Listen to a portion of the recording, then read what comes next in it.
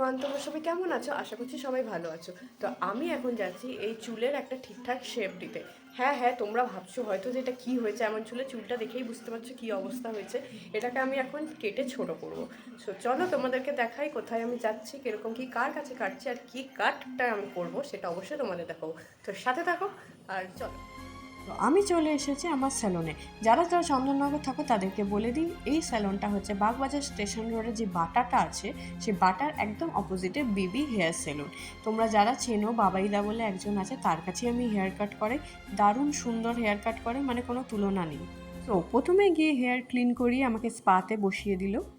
আজকে কিছু আলাদা করব ভাবছি, মানে হেয়ার কাট তো হবেই, বাট সেটা সিম্পল অ্যান্ড স্টাইলিশ দুটোর মধ্যেই থাকবে। তো চলো দেখি কি হয়।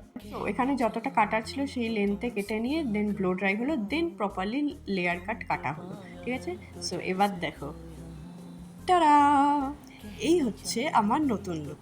কেমন লাগছে তোমরা অবশ্যই জানাবে। আমি ভীষণ খুশি আমার নতুন লুকে, আর বাবাইদার হাতে তো জাদুই আছে। তোমরা দেখতেই পাচ্ছ আমার চুলটা কী ছিল আর এখন কী হয়ে গেছে। তোমাদের যাদের যাদের নিজের পছন্দের মতো হেয়ার কাট চাই, তারা অবশ্যই বেবি হেয়ার স্টুডিও অ্যান্ড বিউটিতে এসো। সো আজকের ব্লগটা আমি এখানেই শেষ করছি, দেখা হবে পরের ব্লগে। বাই।